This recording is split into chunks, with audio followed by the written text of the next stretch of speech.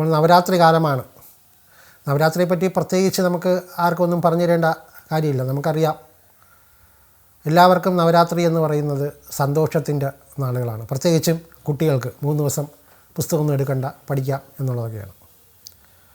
ഏറ്റവും കൂടുതൽ നമ്മുടെ വിദ്യ ആരംഭിക്കുന്നത് പോലും നവരാത്രി കാലത്തിനാണ് ഏറ്റവും കൂടുതൽ പ്രാധാന്യം കൊടുത്തിരിക്കുന്നത്.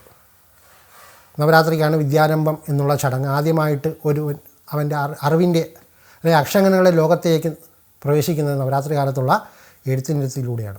വിദ്യാരംഭം എന്നാണ് നമ്മൾ പൊതുവെ പറയുന്നത്. പ്രത്യേകിച്ച് നവരാത്രി കാലം ദേവീപരമായിട്ടുള്ള അല്ലെങ്കിൽ ശക്തി ആരാധനയുടെ വളരെയധികം വിശിഷ്ടമായ നാളുകളാണ്. സരസ്വതിയായോ ഭദ്രകാളിയായോ ദുർഗയായോ മഹാലക്ഷ്മിയായോ ഒക്കെ നമ്മൾ ഈ ദിവസം പൂജിക്കും. കേരളത്തെ സംബന്ധിച്ചിടത്തോളം സരസ്വതി പൂജയ്ക്കാണ് ഏറ്റവും പ്രാധാന്യം.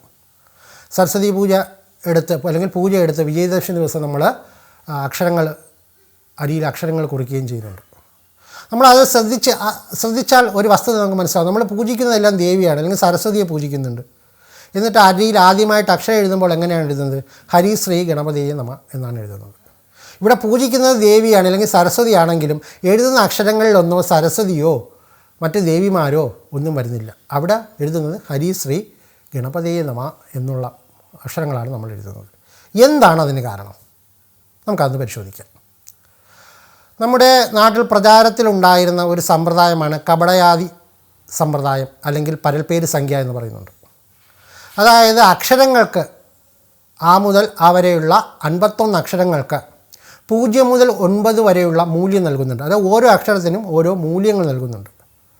ഈ നൽകിയ മൂല്യത്തിന് വെച്ചിട്ട് ഇത് വലത്തു നിന്ന് ഇടത്തോട്ട് വായിച്ച് അതിൻ്റെ മൂല്യം കണക്കാക്കുന്ന ഒരു രീതി, ഇതിനെയാണ് പൊതുവെ കപടയാദിക്രമം അല്ലെങ്കിൽ പരൽപ്പേര് സംഖ്യ എന്ന് പറയുന്നത്. ഉദാഹരണം നോക്കിയാൽ നമ്മൾ ചിലർ പറഞ്ഞു കേട്ടിട്ടുണ്ടായിരിക്കാം, കമ എന്ന് മിണ്ടരുത്, കമ എന്നൊരക്ഷരം മിണ്ടരുത് എന്ന്. നമ്മൾ കമ എന്നക്ഷരം മിണ്ടരുത് എന്നൊരു ഇത് കേൾക്കാം. എന്താണ് ഈ കമ എന്നുള്ളത്? ഈ പരൽപ്പേര് സംഖ്യയിൽ അല്ലെങ്കിൽ കപടയാദിക്രമത്തിൽ ഈ സംഖ്യയുടെ മൂല്യമെടുത്താൽ കായുടെ മൂല്യം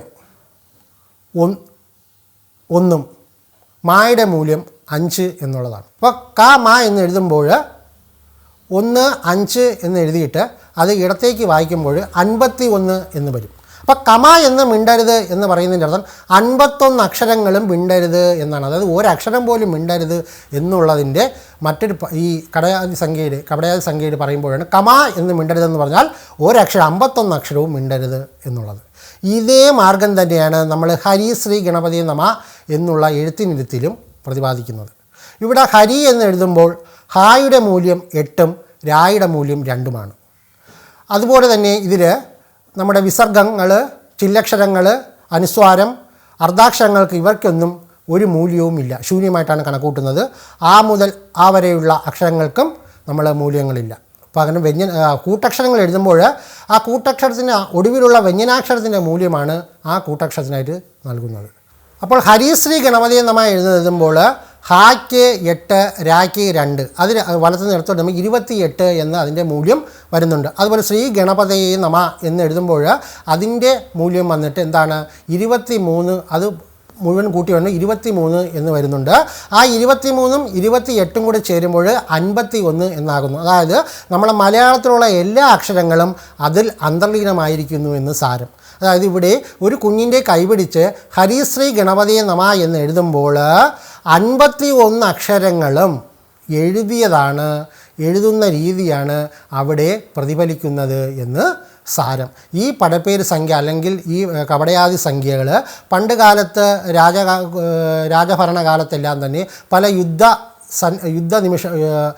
രാജഭരണകാലത്ത് തന്നെ പല യുദ്ധ സന്ദർഭങ്ങളിലും മറ്റും രഹസ്യങ്ങൾ കൈമാറാനുള്ള കോഡ് ഭാഷയായിട്ടും ഇതിനെ ഉപയോഗിച്ചിട്ടുണ്ട്.